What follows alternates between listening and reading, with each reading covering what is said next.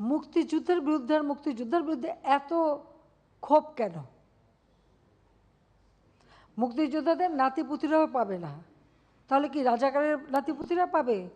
সেটা আমার প্রশ্ন, দেশবাসীর কাছেও প্রশ্ন, যে রাজাকারের নাতিপুতিরা সব কিছু পাবে, মুক্তিযোদ্ধারা পাবে না।